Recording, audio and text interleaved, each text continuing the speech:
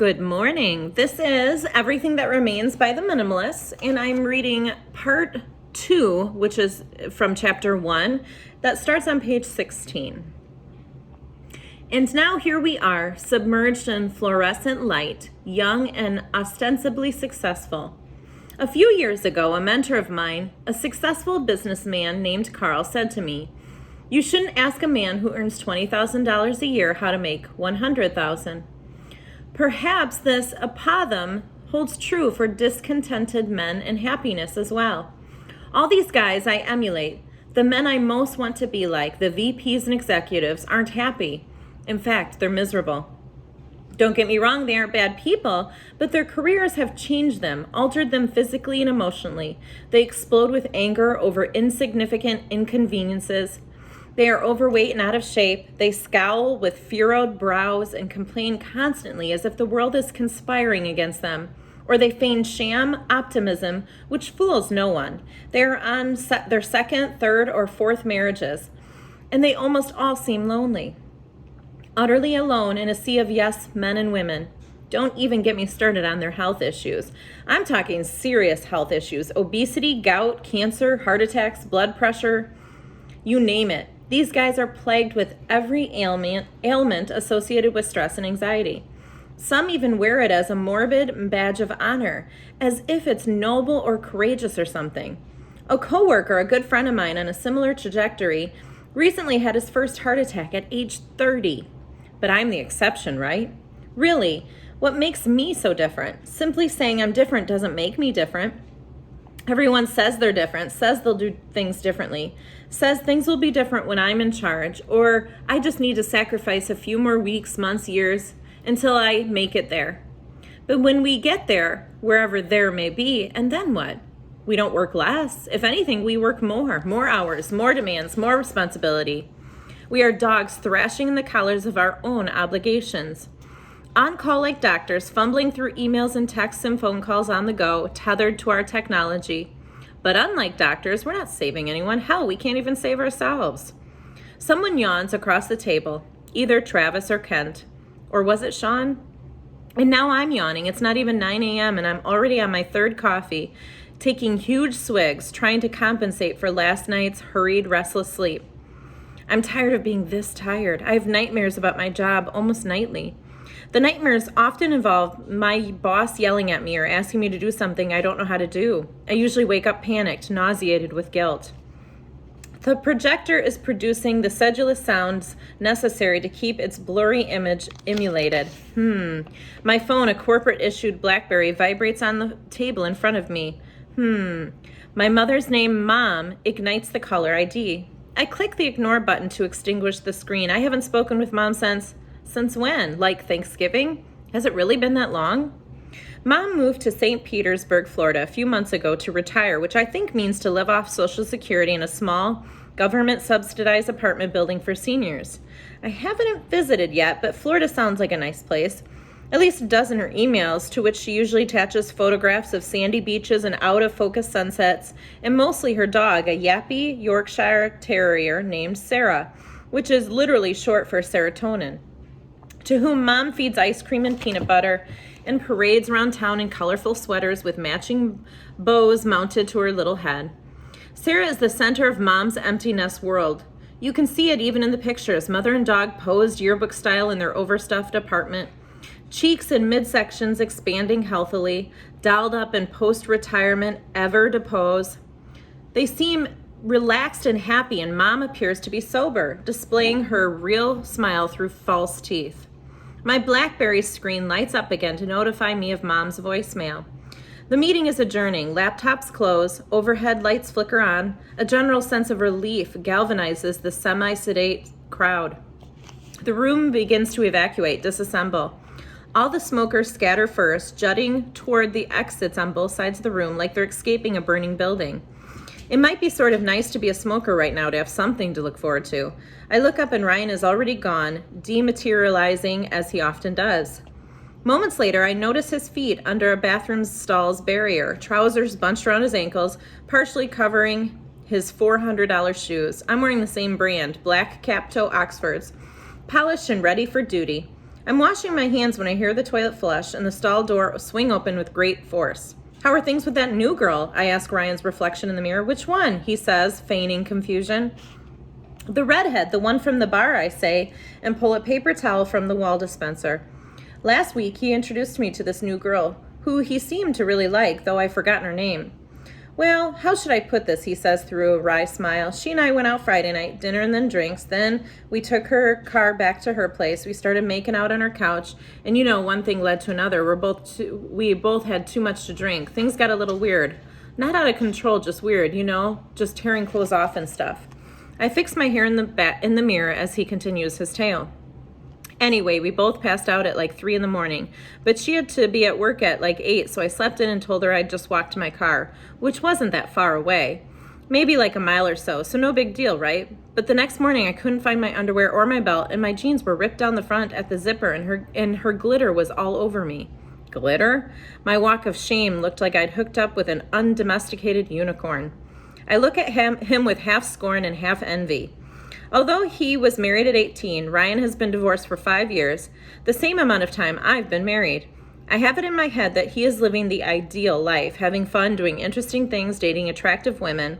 I, on the other hand, am hardly having sex at all. My primary sexual relationship is with my left hand. What did you think about that episode of CSI Miami last week? Ryan asked, changing the subject, his hands under the running faucet. I couldn't believe it either. A burly Chad Ratcliffe, director of some ambiguous department, butts in. He sort of just surfaced out of nowhere. I honestly can't figure out where he comes from half the time. At age 30, he's a dozen belt buckle holes past his high school prime. And accordingly, he shouldn't be as nimble as he is as he weaves in and out of conversations. He continues meandering before I can respond. That the guy with the Yankees hat was the guy who committed the murder earlier in the season? What a great ending. A great way to end the season. Never saw that coming, did you? Like I was saying, I haven't seen the last episode yet. I DVR'd it for tonight, I say, soused with annoyance. Oh, my bad. Well, it wasn't that great anyway. Chad backpedals, pirouettes, and exits the restroom without grabbing a paper towel, his hands still dripping. Ryan looks at me and shrugs. The hallway leading to the elevator bank is mental hospital white, seeped in vivid fluorescent, a windowless corridor inside this million-windowed building. I'm frustrated. All I can think of as I walk towards the elevator is how much I looked forward to watching CSI in Miami this evening, the highlight of my day. I imagine myself sprawled out on the couch, parked in front of my big screen high-def television with the surround sound going, sunk into the soft leather, laptop on my lap, responding to emails while David Caruso and his team of cops come scientists solve crimes in the steamy tropical surroundings and cultural crossroads of South Florida. Just a few hours south of where my mother lives. It's not even 9:30 in the morning, and a coworker has already managed to ruin my evening. I remove 4 Advil from my briefcase, wash them down with coffee.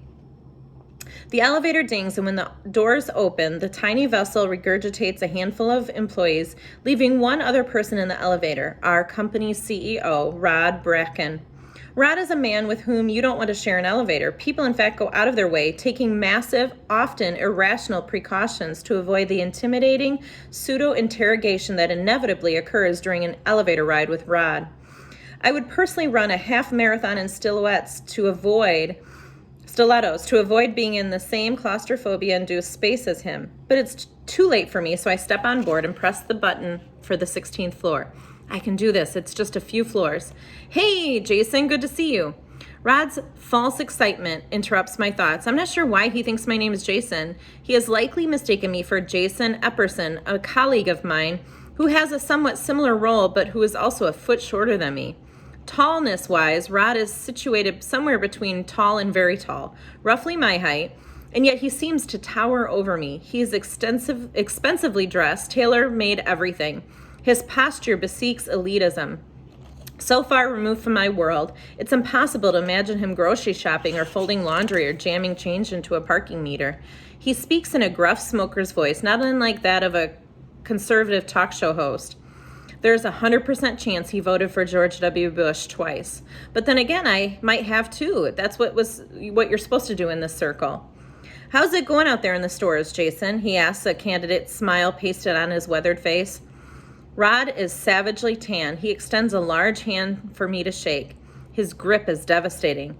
He knows I'm in charge of a slew of retail stores, but what he doesn't know is that I'm also a director, which paradoxically means I don't actually spend that time in the stores I'm in charge of, mainly because I'm here downtown wasting away in meetings after meetings, marketing meetings, product meetings, P&L meetings, operations meetings, merchandising meetings, customer churn meetings, vendor meetings, customer retention meetings, human resource meetings. Sometimes we have pre-meetings, that is meetings about upcoming meetings. I wish I were kidding. I can consider explaining all this to Rod, but I refrain and instead reply with a delicate balance of vagueness and specificity.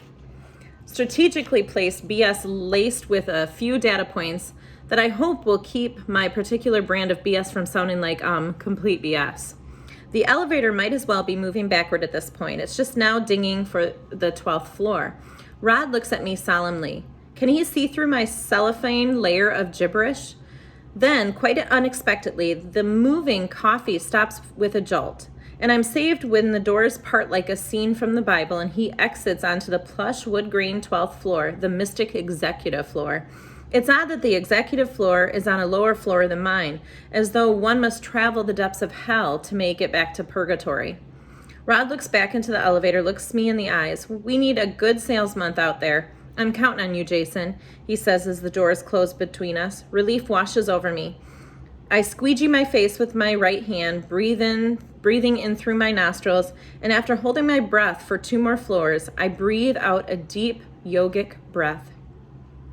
I walk to my corner office, past Cubicle Farms, the same color as Thousand Island dressing, past the piss-colored break room and its aggravating vending machines, past the cliche scene of 2 young women chatting at the water cooler. It's unremarkable. A herd of smokers is returning, moving slowly around the foamy dividers, more bovine than human, their teeth sepia in the 16th floor emphatic lights. My corner office is less impressive than it sounds. The Lilliputian space, sterile and uninteresting, sort of looks like how old movies used to portray the future. Fox futuristic, the future from the past. My entire life is inside these walls. Behind me, the view is of a high-rise building across the street, which is nearly identical to the high-rise building I'm sitting in right now. A view of their view, of my view, of their view, a sort of real-life MC Escher sketch. The rain raps soundlessly on the office's aquarium glass, thick and tinted, though you can't see the sky from which the rain is falling, just a jungle of vertiginous skyscrapers. Without these tall buildings obstructing the view, you could see northern Kentucky from here, directly across the Ohio River, 4 blocks south of my office. I wake my computer from its slumber by jiggling the mouse vigorously.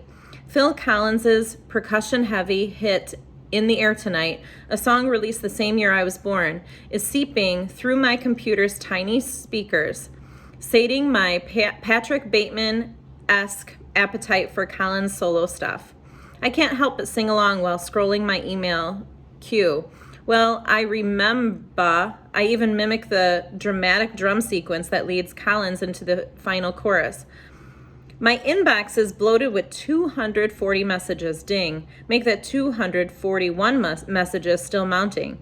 I reach for a paperclip and accidentally knock over my 4th coffee. The hot liquid seizes my keyboard and then drips from the desk onto my crotch. Fuck. I stop the runoff with half a ream of printer paper, each page soaked with my mistake.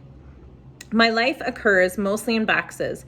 Each morning I leave my box home, drive my box car to my box building, ride the box elevator into my box office, staring at the glowing box on my desk, eat a box lunch, hop from box room to box room for various meetings, where we're encouraged to think, you've guessed it, outside the box. And drive my box car back to my box home, microwave a box dinner, which I eat in front of the idiot box in my box-shaped living room. I do this 5 or 6 days a week, 50 weeks a year. Lather, rinse, repeat. Today at noon, I eat lunch by myself, the only opportunity to satiate my unquenchable thirst for solace. The afternoon is peppered with back-to-back meetings. Meeting Monday, we like to call it, which I sit through with stained pants and a bloodshot heart. During each meeting, I nod congenially as people make their points. I interject forged enthusiasm at appropriate intervals, hoping to impress the people I'm supposed to impress. The meetings are over by 5:30, although most of my floor cleared out an hour earlier. But those pikers aren't on the same track as me. They aren't willing to sacrifice like I am to get where I'm going, wherever that may be. Sacrifice. What an interesting word. What does it mean? I often ask myself whether I'm sacrificing enough, but I wonder whether I should ask myself better questions like, am I loving enough? Am I caring enough? Am I contributing enough? I don't think I'd like the answer, so I dismiss the thought. Each morning I arrive at the office before sunrise, when the sky still has that pre-dawn color of an overripe eggplant. Most days I'm the first or second person on the entire 16th floor. Occasionally my boss's churlish boss is here before me, but I haven't seen him much lately. He's going through a divorce that's rumored to be quite nasty. The trick is to get to the office early and leave late, effectively killing two birds with one stone. One, the bosses are impressed by the sheer volume of work hours, and two, you get to beat rush hour traffic, which is important since I live in a distant exurb, a suburb of a suburb, a commuter town parked halfway between Cincinnati and Dayton.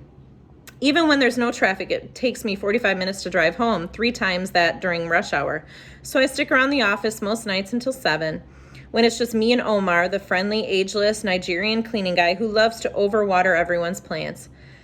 Would you like me to empty your trash, Mr. Milburn? Omar asks, just as he does every night. You can just call me Joshua, I remind him.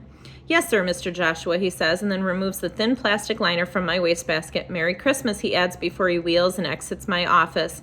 He stops by each night to empty my trash and say hi. We've established a rapport. I probably have a better relationship with Omar than with 90% of my family. Merry Christmas, I respond. I'm seated in my office, catching up on the never-ending stacks of emails and losing at solitaire. The winter sun has already set. A streak of blood-red twilight reflects off the windows across the street. I look down at my phone and remember to check my voicemail. You have 8 new messages, the robotic Anglo woman informs me. The second message is from Mom. Her voice takes over the speaker. Honey, it's me. Can you call me back? It's important. Is all the message says, following by several seconds of silence as she struggles to hang up. Something's wrong. I can tell she's been crying. Her slurred cadence is outfitted in red wine, indicating a return to the bottle. Phil Collins, stuck on repeat, is still crooning through my speakers. I turn down the volume and dial Mom's number, and then pause, hovering over the send button, suspended in time. Moments go by staring at the phone screens, waiting. I'm not ready to bear the weight of whatever she's about to reveal. And that's the end of chapter 1 from The Minimalist. Hope you enjoyed it.